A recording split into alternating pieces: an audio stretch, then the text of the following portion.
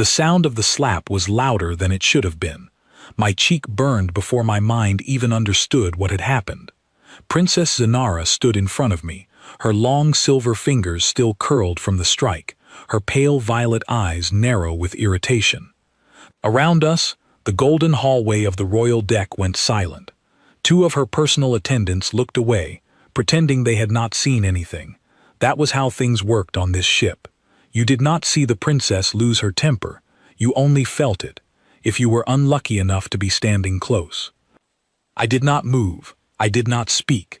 I kept my hands folded behind my back, my boots planted exactly where they had been before her hand crossed the space between us. That was the job. I was Daniel Whitmore, personal guard to the royal house of Aurelian, and guards did not react. Guards absorbed. "You were supposed to announce me before I entered the council chamber," she said, her voice sharp, each word clipped like she was cutting fabric. "Instead, you let the doors open without a word. Do you know how that looks? A princess walking in like a servant, unannounced, unescorted in ceremony?" I kept my eyes forward, not meeting hers. "My apologies, Your Highness. It will not happen again." She studied me for a moment, waiting for something more, maybe a flinch, maybe an excuse. When none came, she scoffed and turned on her heel, her long robe sweeping across the polished floor as she walked away with her attendants trailing behind her like a comet's tail. I stayed where I was for a few seconds longer, feeling the sting on my face slowly fade into something duller. Not pain exactly, more like a bruise on my pride that no one would ever ask about, because on this ship, nobody cared what a human guard felt. I had been serving the Aurelian royal house for almost 3 years. I was recruited from Earth's peacekeeping division after the alliance treaties opened up positions for humans in foreign courts. They said it was an honor. They said humans had a reputation for loyalty and toughness that made them valuable in personal protection roles. What they did not say was that most alien officers saw us as expensive muscle, useful in an emergency, ignored the rest of the time. I walked back to my post outside the council chamber, my footsteps steady on the metal floor. The ship, called the Solari Crown, was massive, built like a floating palace with wide corridors of white and gold, arched ceilings, and windows that looked out into the endless dark of space. It was beautiful in a way that felt almost unreal, like walking through a dream that someone else had designed for themselves, not for me. Another guard stood near the far wall, a fellow human named Marcus Bell. He gave me a small nod as I approached, his eyes flicking toward my cheek, which I was sure still carried a faint red mark. "She got you again," he said quietly, not really a question. "It's fine," I said.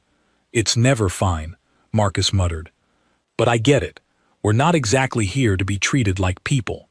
I did not answer. There was nothing to say that would change anything. We were contracted staff, not citizens of this empire, not nobles, not even soldiers by their standards. Just hired hands who happened to come from a planet known for being stubborn and hard to kill. The council chamber doors slid open again, and Chancellor Doran stepped out, an older alien advisor with pale blue skin and deep-set eyes that always seemed to be measuring everyone around him. He gave me a brief glance, the kind of glance you give furniture, then walked past without a word. I had grown used to being invisible. It was strange how quickly a person could adjust to being looked through instead of looked at. In the beginning, it had bothered me. Now it barely registered, except in moments like this one, when the sting on my face reminded me exactly where I stood in their world. Still, I did my job well. I trained every day, longer than any of their standard guards. I studied the layout of the ship until I could walk it blindfolded. I learned the schedules of every noble on board, every guest, every servant. Not because anyone asked me to, because it was the only thing that made the humiliation worth it.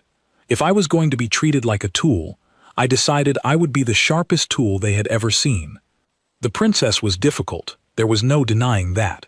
She was young for her position, thrust into royal duties after her mother's passing, and she carried herself with a mixture of arrogance and fear that I recognized easily, even if she would never admit to the fear part.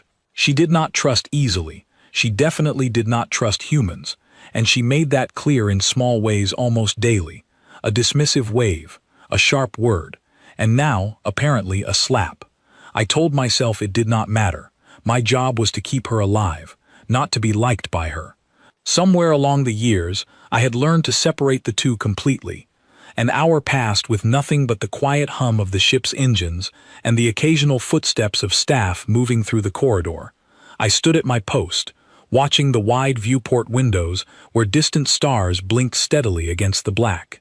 It was almost peaceful, if you ignored everything else. Then the intercom near the chamber door crackled, and I heard Captain Holt's voice, tight with something I did not like the sound of. "All guard units, report to stations. We have an unidentified vessel approaching on an intercept course." Marcus and I exchanged a glance. Unidentified vessels were not unusual out here, in the open trade lanes between systems. Most of the time they were harmless. Merchant ships, scouts, sometimes diplomatic couriers running late. But something in the captain's voice told me this was not one of those times. I straightened up, my hand instinctively moving toward the sidearm at my hip. Marcus did the same, his jaw tightening. Around us, other staff began to move faster, their calm royal composure slipping just slightly at the edges. The council chamber doors opened again, and Princess Zanara stepped out, her attendants following close behind her. Her earlier irritation with me seemed to have vanished, replaced by something sharper, more alert. "What is happening?" she asked, looking toward me as if I would somehow know more than she did.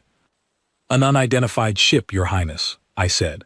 "The captain has ordered all guard units to their stations." She frowned, glancing down the corridor toward the bridge access point. For a moment, I saw something flicker across her face, an emotion she probably did not want anyone to see. It looked almost like fear. "Stay close to her," Marcus said to me quietly, already moving toward the corridor that led to the lower decks. "I'll check the perimeter." I nodded, stepping closer to the princess, my body angling slightly in front of her without thinking about it. It was instinct, trained into me over years of drills. Protect the principal, position yourself between them and any potential threat. Zanara noticed the movement and gave me a strange look, somewhere between annoyance and confusion, as if she could not decide whether to appreciate it or dismiss it. "You do not need to hover," she said.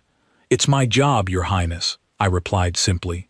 She opened her mouth to say something else, maybe another dismissive comment, but the ship suddenly shuddered beneath our feet, a deep vibration running through the floor and up into my boots.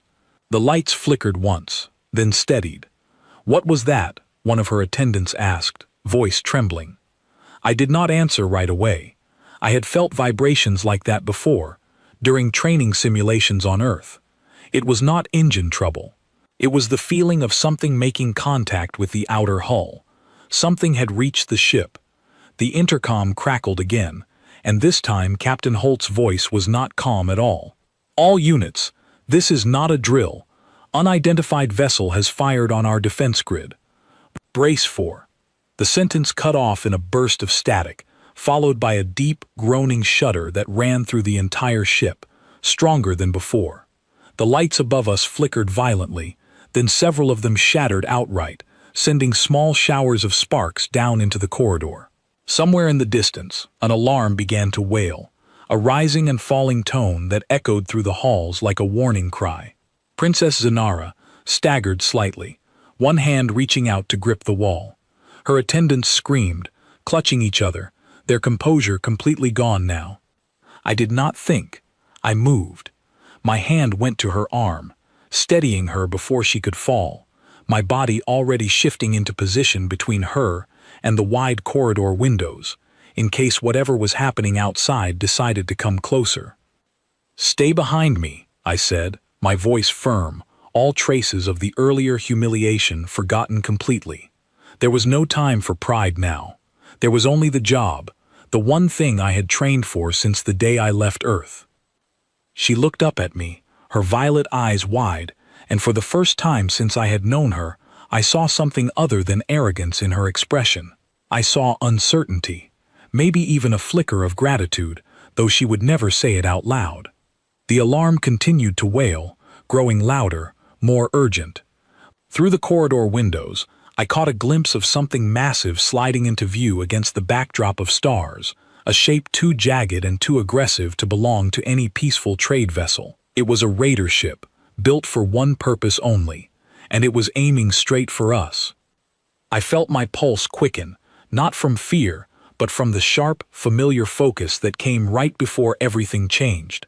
Whatever had just happened outside that hull, whatever came through those doors in the next few minutes, I already knew one thing with absolute certainty.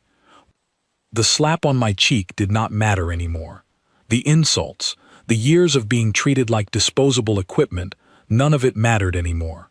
All that mattered now was the woman standing behind me, trembling, and the ship full of people who had no idea how quickly their world was about to fall apart. I tightened my grip on my sidearm and waited for the first breach. The corridor lights dropped to a dim red, emergency power kicking in as the main system struggled to stabilize. The wailing alarm shifted into a deeper, more mechanical tone, one that I recognized instantly from my training modules back on Earth. It was a boarding alert. Something had latched onto the hull, and it was not asking for permission to come inside. "Get her to the safe chamber," Marcus shouted, running back down the corridor toward us, his weapon already drawn. "Now, Daniel." I did not need to be told twice. I grabbed Princess Zanara by the arm, more firmly than I had ever dared to touch her before, and pulled her toward the reinforced door at the end of the hallway, the one built specifically for moments like this.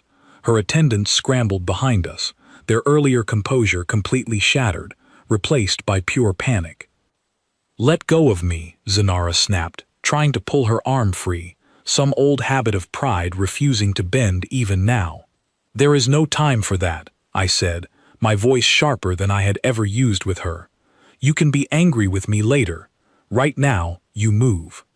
Something in my tone must have surprised her, because she stopped resisting and let me guide her the rest of the way. Behind us, the ship shuddered again, this time followed by a deep metallic groan, like something enormous tearing through steel that was never meant to be torn. We reached the safe chamber door, a thick slab of reinforced alloy meant to withstand almost anything short of a direct cannon strike. I slammed my palm against the access panel, and the door hissed open, revealing a small reinforced room with a single bench and a communications terminal. "Inside," I said, "all of you." The attendants rushed in first, followed by Zanara, who paused at the threshold and turned back to look at me. "You are not coming in?" "My post is out here," I said. "Lock the door behind me. Do not open it unless you hear my voice confirm the security code. Do you understand?" She hesitated, something unreadable passing across her face, before she gave a small, tight nod.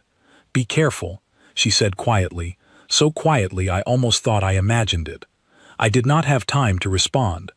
The door slid shut with a heavy thud, and I heard the internal locking mechanism engage. Whatever came next, at least she would be behind several inches of solid alloy. Marcus jogged up beside me, breathing hard, his weapon raised and ready. "Bridge says 3 breach points," he said. "Cargo bay, engineering deck, and one near the east wing docking clamp. That last one is close to us." "How many hostiles?" I asked, already moving toward the intersection that led to the east wing. "Unknown," Marcus said. "Sensors are scrambled. Could be 5. Could be 50. We reached the intersection just as a group of the ship's standard security force came around the corner, 6 of them, all alien, all wearing the polished ceremonial armor that looked impressive on parade grounds and did almost nothing against real firepower. Their weapons were raised, but their hands were shaking, their eyes wide with a kind of fear I recognized from recruits on their first day of training, the kind of fear that came from people who had trained for shows, not for actual combat. "What is the situation?" one of them barked at me, his voice cracking slightly on the last word. "We do not know yet," I said. "Form a defensive line here. Do not advance until we know what we are facing." The alien officer bristled at being given instructions by a human, but the fear in his eyes overpowered his pride, and he nodded, motioning for his unit to spread out along the corridor walls. That was when the far door at the end of the hallway exploded inward. Smoke and debris filled the corridor, and through it, shapes began to move. Tall figures wrapped in dark armor, their movements confident, practiced, nothing like the trembling security officers beside me. These were not opportunistic scavengers looking for an easy score. These were trained raiders, the kind that made a living tearing apart ships far better defended than this one. The first shots rang out, bright bolts of energy cutting through the smoke, and one of the ceremonial guards dropped instantly, his ornate armor doing nothing to stop the impact.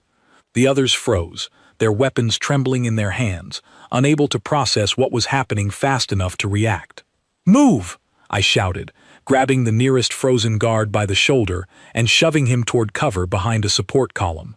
"Return fire, or you will die standing there."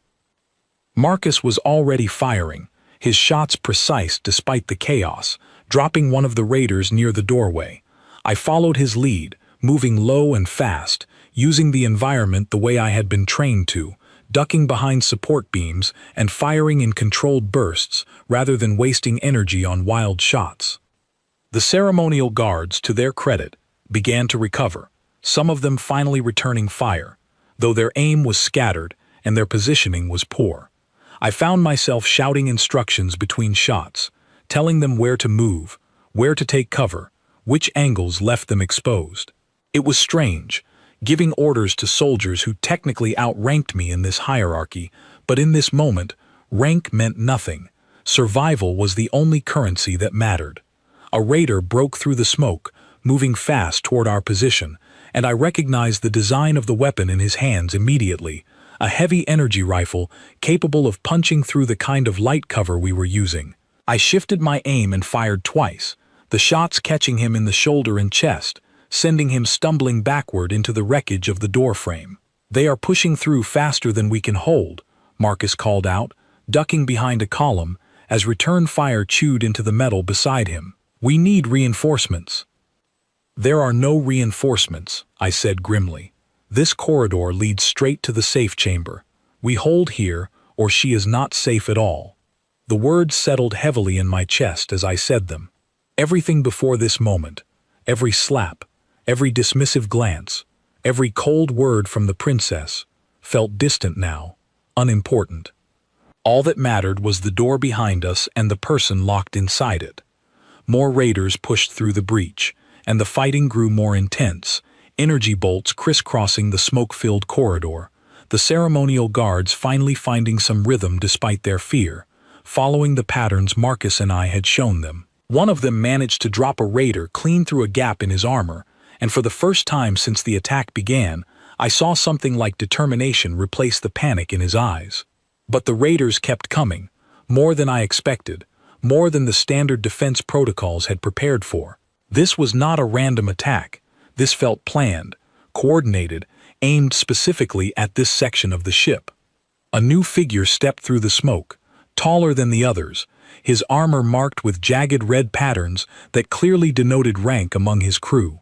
He moved with a calm, deliberate confidence that told me instantly he was the one giving orders here. "That is their leader," I said quietly to Marcus. "Take him out, and the rest might scatter." "Easier said than done," Marcus muttered, ducking as a shot skimmed past his shoulder. The leader raised a hand, and the raiders behind him adjusted their formation instantly, spreading out to flank our position from both sides of the corridor. My stomach tightened. If they succeeded in flanking us, the ceremonial guards would not survive the crossfire, and worse, the path to the safe chamber would be exposed. "They are trying to surround us," I said. "We cannot hold this position. We fall back toward the chamber door and funnel them into the narrow section." Marcus nodded, relaying the plan to the nearest ceremonial guards, who followed the instruction without hesitation this time, their earlier panic replaced by something closer to trust. We began a slow, controlled retreat, firing in staggered intervals to cover each other's movement, drawing the raiders deeper into the narrower stretch of corridor where their numbers would count for less. The raider leader watched our retreat with what I could only describe as amusement, his posture relaxed even as his crew pushed forward, confident that victory was already secured. I did not intend to prove him right. As we reached the narrow section near the safe chamber, I positioned myself at the final support column, my back nearly touching the reinforced door behind which the princess waited. This was the last line. There was nowhere else to fall back to. "Hold here," I said, my voice steady despite the tightness in my chest. "This is where we stop them." Marcus took position across from me, and the ceremonial guards spread out behind the remaining columns, their weapons raised, their eyes finally showing the kind of focus that came from soldiers who understood, at last, exactly what was at stake. The raiders surged forward through the smoke, and the corridor erupted into chaos once again, energy bolts flashing bright against the dim red emergency lighting, shouts and the sharp crack of impacts filling the air. I fired steadily, methodically, dropping one attacker after another as they came into range, my mind narrowing into the same focused clarity I had trained for years to achieve. Behind me, through the thick alloy door, I imagined Princess Zanara, sitting in the dark, listening to the muffled sounds of battle, wondering if the guard she had struck only hours earlier was the only thing standing between her and whatever these raiders intended to do. I intended to make sure she never had to find out. The narrow corridor became a bottleneck of smoke and noise, every shot echoing off the walls until the sound blurred into one continuous roar. I kept my back close to the reinforced door, my body angled so that anything coming through would have to go through me first. The ceremonial guards behind the columns were finally holding their ground, firing in short, controlled bursts the way Marcus and I had shown them, and for a moment, it felt like we might actually stop the advance. Then the raider leader stepped forward himself, raising a weapon unlike anything the others carried, wide-barreled and humming with a low charge that made the hair on my arms stand up. He aimed it not at me, not at Marcus, but at the reinforced door behind us. "He is trying to breach the chamber directly," I shouted. Without thinking, I threw myself sideways, putting my body between the barrel of that weapon and the door. The shot fired a half-second later, a wide beam of energy that caught my shoulder instead of striking the alloy behind me. Pain exploded through my arm, sharp and blinding, and I staggered back against the wall, my weapon nearly slipping from my grip. "Daniel!" Marcus shouted, firing rapidly to cover me as I forced myself upright again. I gritted my teeth and raised my weapon with my good arm, ignoring the fire spreading across my shoulder. The pain was real, but it was not the kind of pain that stopped a person. It was the kind that reminded you exactly how much was at stake. Inside the chamber, I imagined Zanara flinching at the sound of impact against the door, wondering what had just happened on the other side. I could not let myself think about that. I needed to focus on the shapes moving through the smoke in front of me. The raider leader adjusted his aim, clearly intending to fire again, but this time I moved first, diving low and firing 3 quick shots toward his legs. One connected, and he staggered, his aim thrown off just enough that the second shot from his weapon went wide, striking the ceiling instead of the door. "Fall back to secondary position," I shouted to the remaining guards, my voice hoarse from the smoke filling my lungs. "Draw them away from the chamber wall." The ceremonial guards, now moving with real coordination, shifted their formation, drawing the raiders' attention toward the wider intersection, a few meters down the hall, away from the door where Zanara and her attendants waited. It was a small tactical shift, but it mattered. Every meter we pulled the fighting away from that door was a meter of safety bought with blood and effort. Marcus grabbed my good arm and pulled me behind a support column, his eyes scanning the wound on my shoulder with quick assessment. "That needs treatment," he said. "Later," I said, pushing his hand away gently. "Right now we need every gun still firing." He did not argue, though the concern in his eyes lingered a moment longer before he turned back toward the fight, firing steady bursts at the advancing raiders. I forced myself to focus past the pain, using the wall for support as I raised my weapon again. The raiders, despite losing several members already, kept pushing forward with a discipline that told me clearly this was not their first assault. They moved in coordinated pairs, one covering while the other advanced, exactly the kind of tactics that made ceremonial guards, trained for parades and formal escorts, completely unprepared to face them. I noticed one pair attempting to flank around a side corridor that led toward the engineering access shafts, a path that would eventually loop back around behind our position. If they succeeded, we would be caught between two fronts with nowhere left to retreat. "Marcus, cover the main line," I said. "I am going to cut off that flanking route." "Alone? With that shoulder?" he said, disbelief clear in his voice.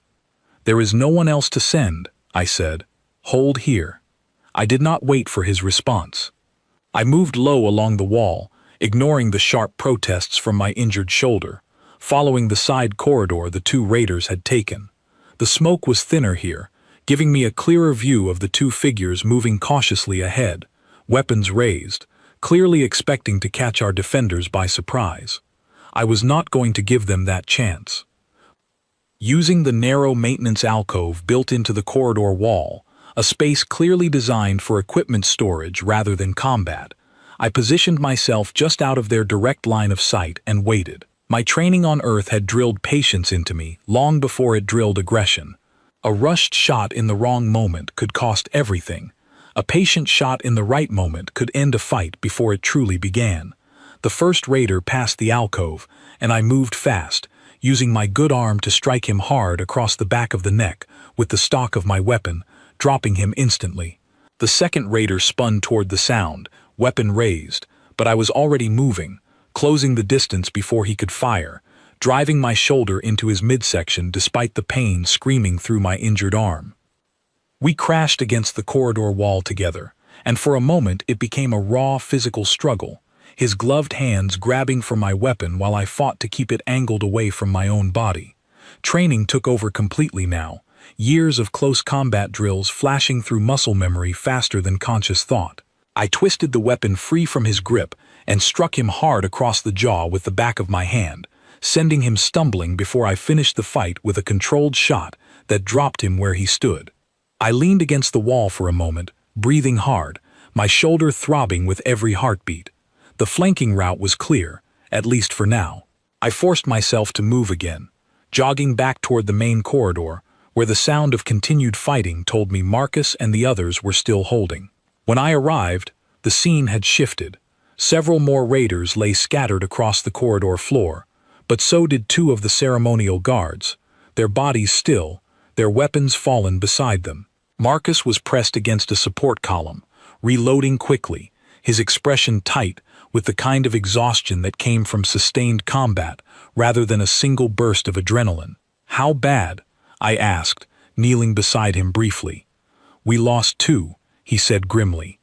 "Raiders lost more, but they keep sending fresh waves through that breach point. This is not going to hold much longer." I looked past him toward the remaining raiders regrouping near the far end of the corridor, their numbers thinner now but still dangerous. The leader with the jagged red markings on his armor was among them, favoring the leg I had shot earlier, but clearly still capable of directing his crew. An idea began forming in my mind, something my training instructors back on Earth had drilled into every recruit who eventually specialized in close protection work. When you cannot win through raw force, you win by changing the terms of the fight entirely. "Marcus, do you still have those signal flares in your kit?" I asked. "Standard emergency issue, yes, why?" "Give them to me," I said, "and get everyone still able to move to the intersection behind us. I need 3 minutes."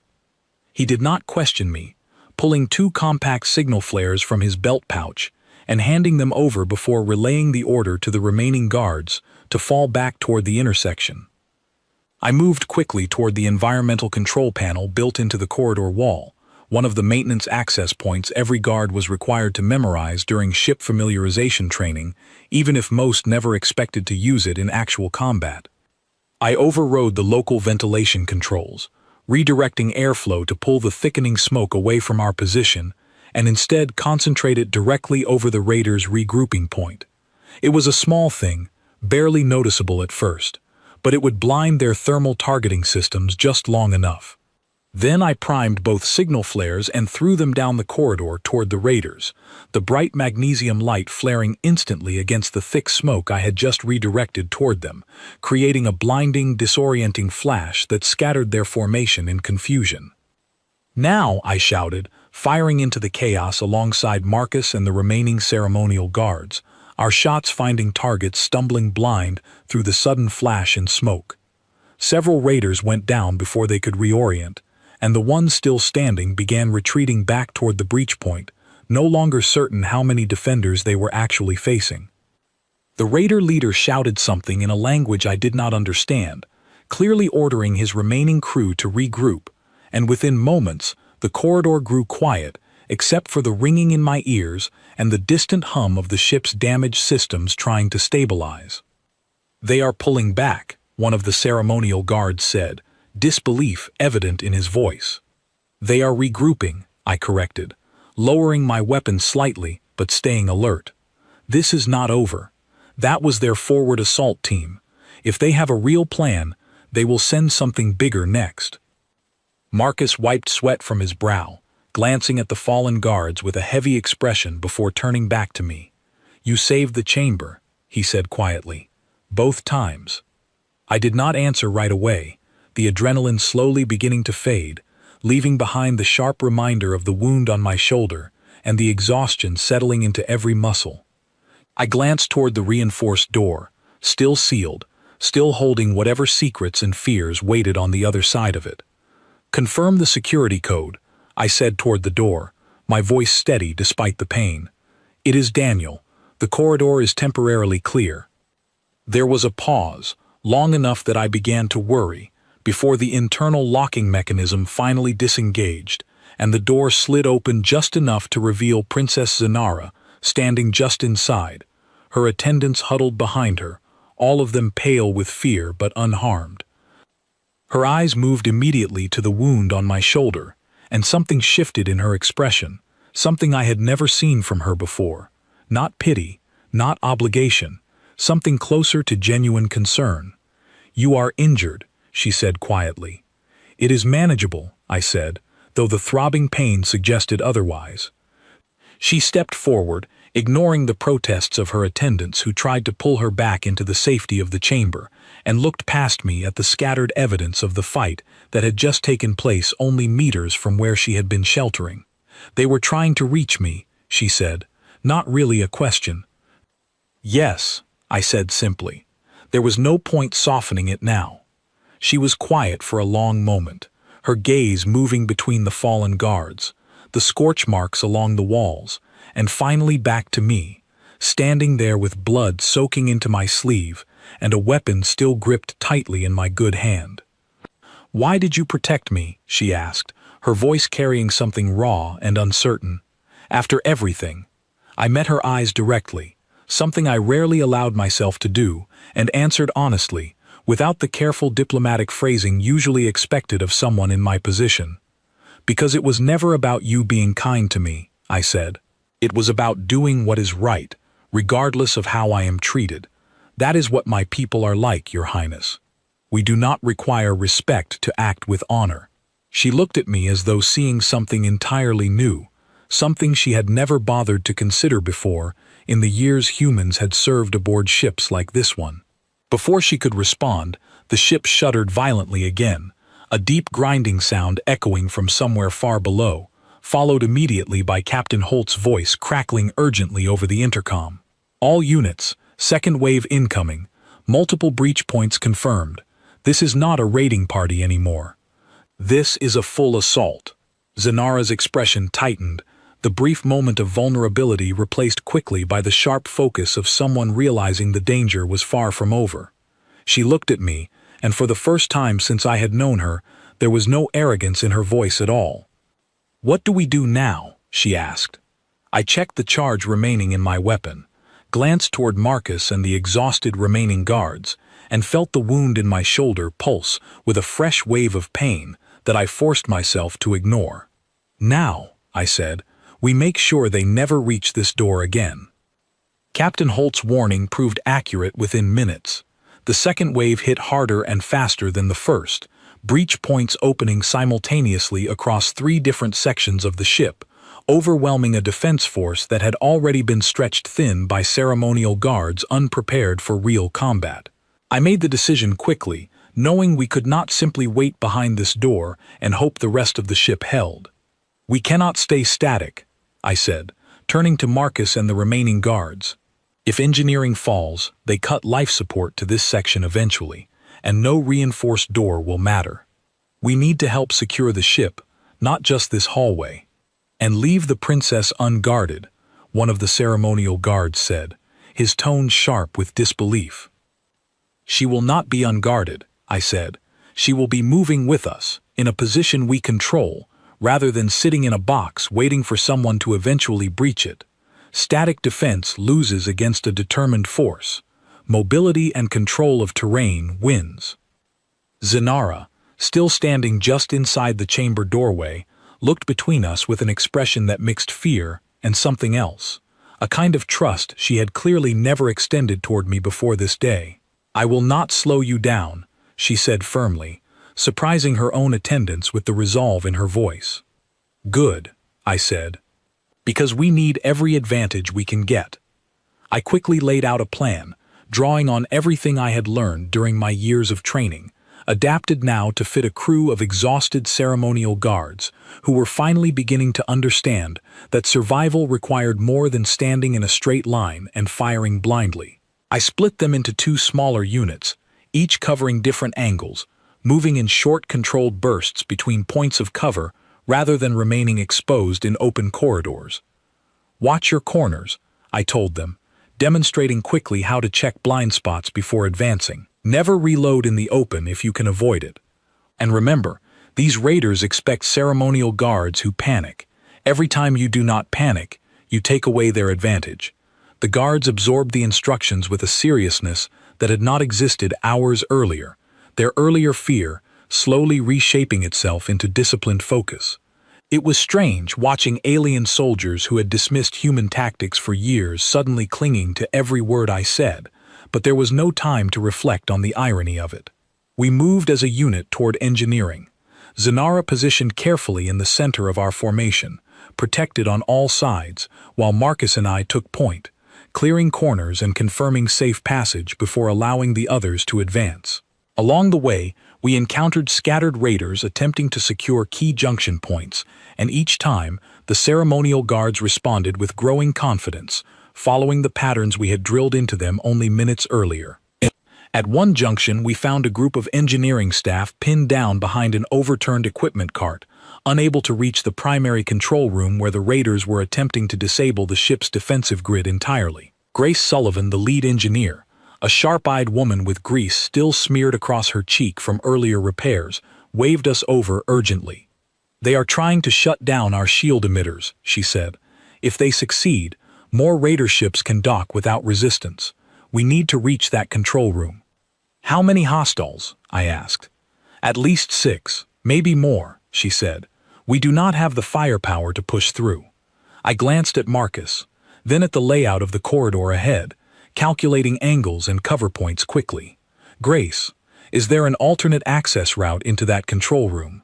Something not obvious to someone unfamiliar with the ship's design?" She hesitated only a moment before nodding. "There is a maintenance shaft that runs along the ceiling, used for cable access. It comes out directly above the control terminal." "That is our way in," I said. "Marcus, take half the guards and hold this position. Keep their attention on the main corridor. I will take the shaft with 2 others and hit them from above." "That shoulder of yours is not exactly shaft-climbing material," Marcus said, glancing pointedly at the bloodied sleeve I had tied off earlier with a strip of fabric. "It will hold," I said, though the pain still throbbed steadily with every movement. There was no time to argue about it further. Zenara stepped forward suddenly, surprising everyone. "I am coming with you." "Absolutely not," I said immediately. "That control room is exactly where you should not be. If those raiders succeed in disabling our shields, this entire ship becomes vulnerable," she said, her voice firm, none of the earlier fragility remaining. "I have engineering training from my early education. I can help disable their override attempts faster than anyone else here." I wanted to argue, every instinct in me screaming that the princess belonged as far from danger as possible, but the urgency of the situation left little room for prolonged debate. Grace confirmed quickly that Zanara's technical knowledge could genuinely help counter whatever override sequence the raiders were attempting. "Fine," I said finally, "but you stay directly behind me and you follow every instruction without hesitation." She nodded, and for the first time, I saw real determination in her eyes rather than fear or arrogance. Whatever she had been before this day, the person standing in front of me now was someone actively choosing to fight for her people rather than simply expecting to be protected without effort. We moved quickly toward the maintenance shaft entrance, Grace guiding us through a narrow access panel that led into a cramped crawl space running along the upper structure of the corridor. Climbing with an injured shoulder proved every bit as difficult as Marcus had warned, but I forced myself through the pain, focusing on the mission rather than the discomfort. We reached a grated opening above the control room, and through the gaps, I could see the raiders below, 3 of them working at the main terminal, while 3 others stood guard near the entrance, weapons raised toward the corridor, where Marcus and the others were maintaining pressure. On my mark, I whispered to the 2 guards who had climbed with us, positioning myself directly above the terminal where the override attempt was taking place. I dropped through the grate first, landing hard despite my shoulder screaming in protest, immediately opening fire on the raiders working the terminal before they could react to my sudden appearance. The 2 guards followed close behind, engaging the remaining raiders near the entrance while Zanara moved quickly to the terminal itself, her fingers flying across the controls with practiced familiarity that surprised even Grace, who had followed behind her cautiously. The fight below was brutal and fast, raiders scrambling to respond to the sudden ambush from above, while Marcus pushed forward from the main corridor, catching them in a crossfire they had not anticipated. I fought through the pain in my shoulder, using controlled bursts to drop 2 raiders near the terminal, before turning to assist the guards struggling near the entrance.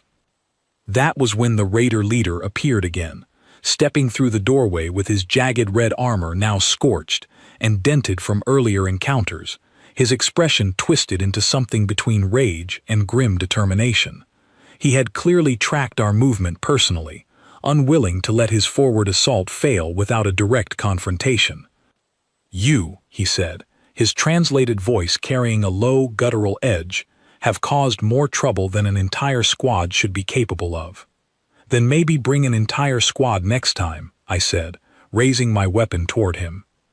He moved fast, faster than his earlier encounters had suggested, closing the distance and knocking my weapon aside with a sweeping strike before I could fire. I stumbled back, my injured shoulder screaming as I caught myself against the terminal console, narrowly avoiding a follow-up strike aimed at my head.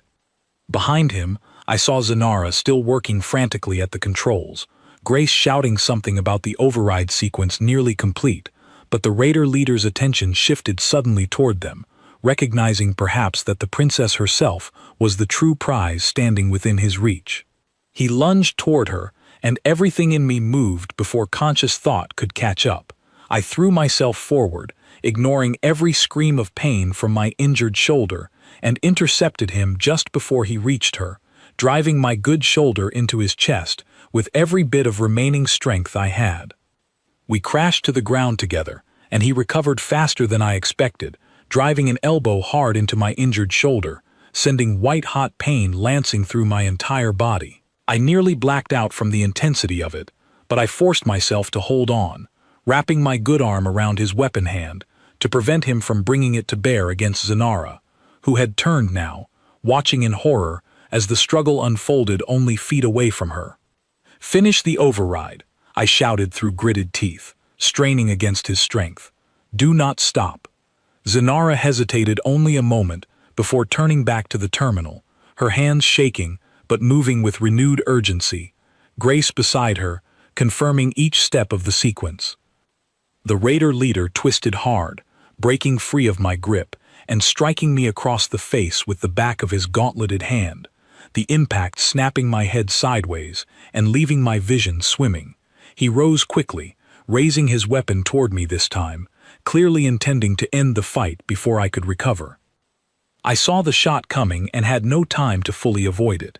The energy bolt caught me across the ribs, a burning, tearing pain unlike anything I had experienced before, and I collapsed against the terminal console, my vision blurring at the edges, my breath coming in ragged, painful gasps. "Daniel!" I heard Marcus shout from somewhere behind me, his voice distant, muffled by the ringing in my ears. Through the haze of pain, I saw the Raider leader turning his weapon once more toward Zanara, who stood frozen at the terminal, the override sequence nearly complete, but her body unable to move from sheer shock. I forced myself upright, every muscle screaming in protest, and lunged forward one final time, tackling him low around the legs with whatever strength remained in my battered body. We went down hard together, his weapon discharging harmlessly into the ceiling as we struggled on the floor, and this time, Marcus arrived just in time, driving the butt of his weapon down hard against the Raider leader's helmet, finally knocking him unconscious. The room fell into sudden, ringing silence, broken only by my own ragged breathing and the soft beeping confirmation from the terminal as Zanara finished the override sequence, securing the ship's defensive shields once more. I felt my strength finally give out, my body sinking against the cold metal floor, the pain in my ribs and shoulder overwhelming everything else. The last thing I saw clearly before my vision darkened completely was Princess Zanara kneeling beside me, her hands pressed firmly against the wound in my side, her voice calling my name with a desperation that no royal decorum could have taught her. "Stay with me," she said, her voice breaking. "Please, Daniel, stay with me." Then the darkness took over completely, and I knew nothing more. I woke to the quiet hum of medical equipment and a dull, persistent ache that seemed to radiate from every part of my body at once.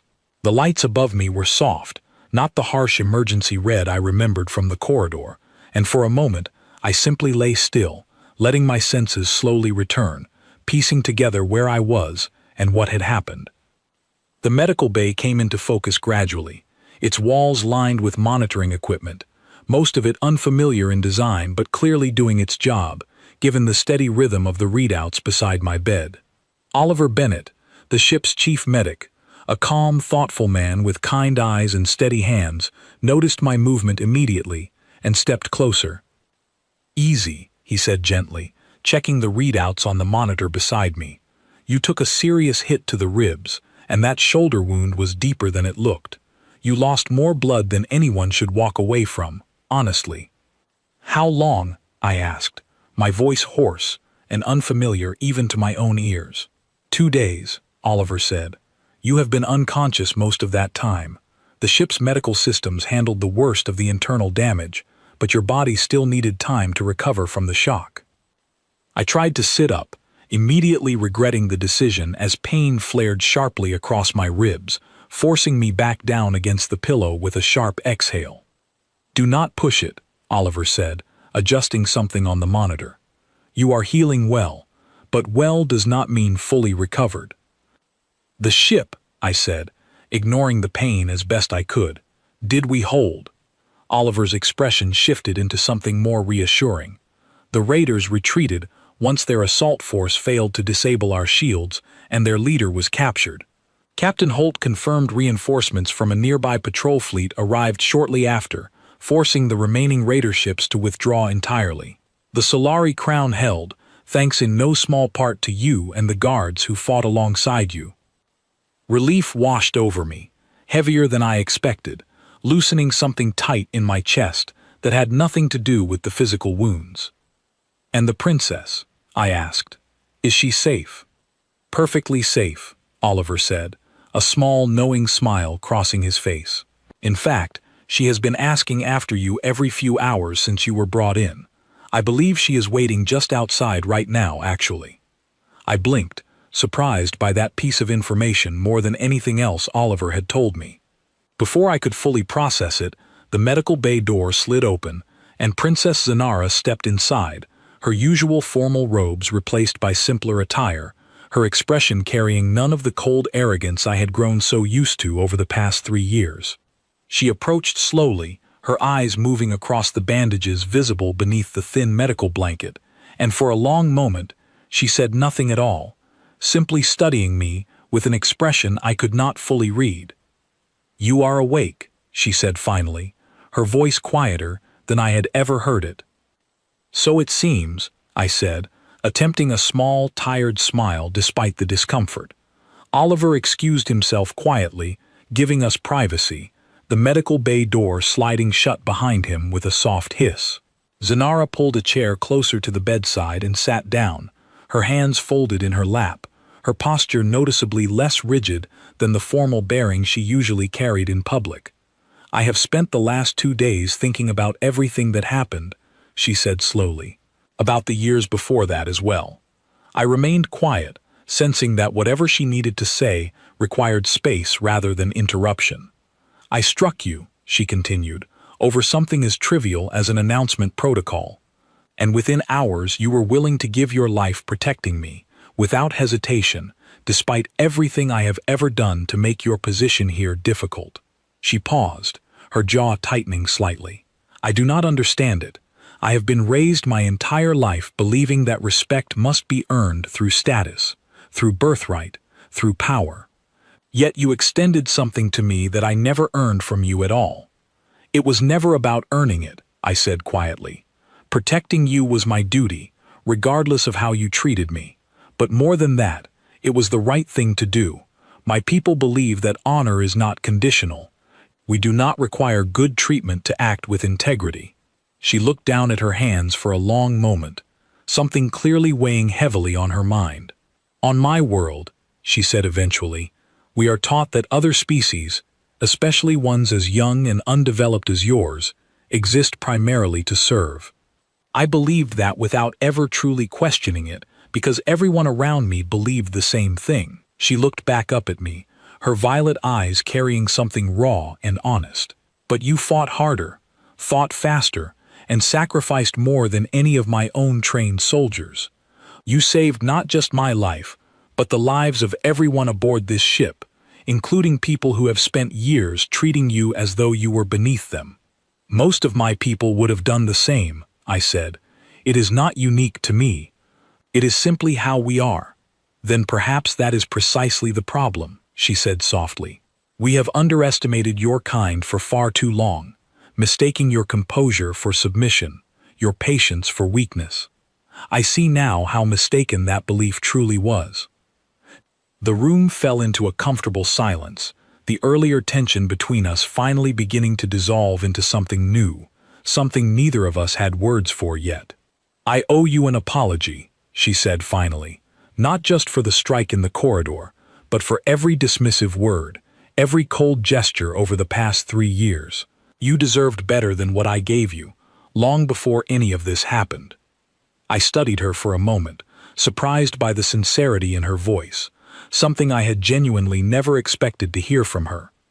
"Apology accepted," I said simply, "though I would ask for one thing in return." "Name it," she said.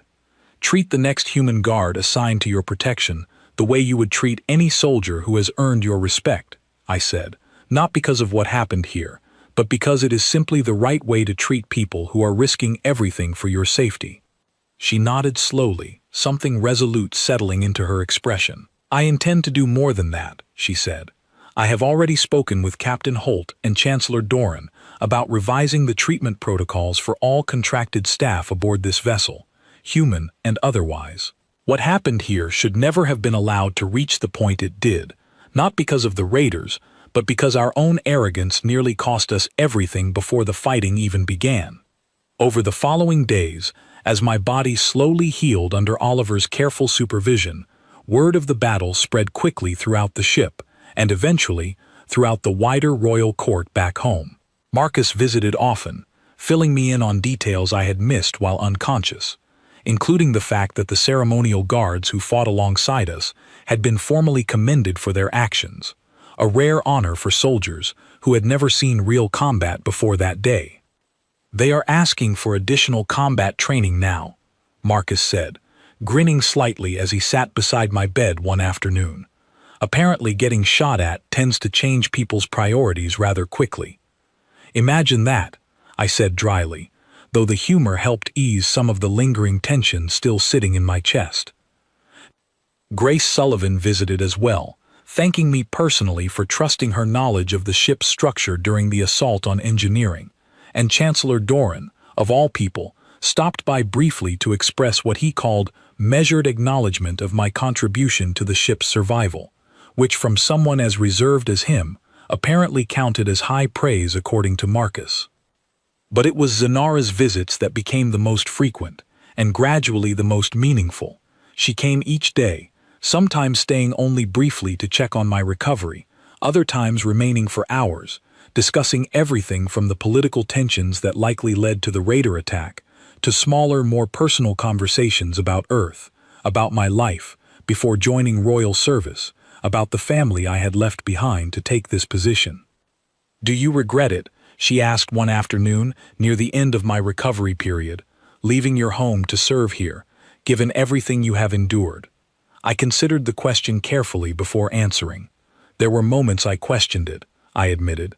The isolation, the disrespect, the feeling of being invisible despite doing everything asked of me. But no, I do not regret it.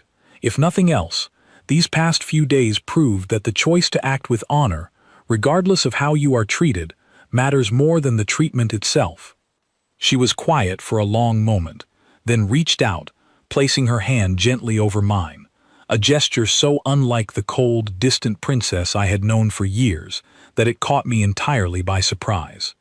"Thank you," she said simply, "for showing me something my own upbringing failed to teach me."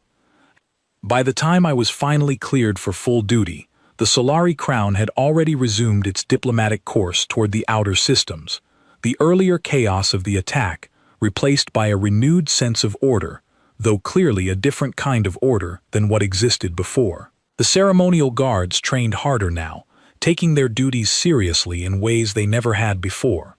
The human staff aboard the ship, myself included, found ourselves treated with a level of respect that had simply not existed prior to the attack, extended not out of obligation, but out of genuine recognition earned through what had happened in that corridor. Word eventually reached other royal houses throughout the region, stories of the battle spreading in various exaggerated forms, though the core truth remained consistent no matter how the details shifted in the retelling. A human guard, struck by the very princess he served, had fought without hesitation to protect her when real danger arrived, choosing honor over resentment, duty over pride. It became, in time, something of a quiet turning point, not just for my own position aboard the ship, but for how humans were perceived more broadly within the wider alliance. Other royal houses began requesting human guards specifically for their protection details, citing the incident aboard the Solari Crown as proof of the reliability and quiet strength that so many had previously underestimated or dismissed entirely. I stood at my post outside the council chamber weeks later, the wound in my shoulder now fully healed, leaving behind only a faint scar as a permanent reminder of everything that had happened. Princess Zanara emerged from the chamber, and this time, rather than sweeping past without acknowledgement, she paused beside me, offering a small, genuine smile. "Ready for another long session of council debates?" she asked, a hint of dry humor evident in her tone now, something that had simply not existed in our earlier interactions. "Always, Your Highness," I said, straightening slightly, though the formal title now carried a warmth between us that had never been there before. She studied me for a moment longer, then spoke quietly, almost to herself. "I used to believe that strength was measured by how much power you held over others," she said. "I understand now that true strength is measured by what you are willing to sacrifice for people who have given you nothing in return." I did not respond immediately, simply standing beside her as she turned to continue down the corridor, her attendants falling into step behind her, though this time they walked with a newfound respect toward the guard who had once been struck without a second thought, and who had chosen, without hesitation, to stand between his princess and an entire assault force determined to see her fall. The stars outside the viewport windows stretched endlessly onward, the ship moving steadily toward its next destination, carrying with it not just cargo and diplomatic missions, but a quiet, unspoken truth that would follow humanity across the stars for a long time to come. We did not need respect to act with honor, But once earned, that respect changed everything.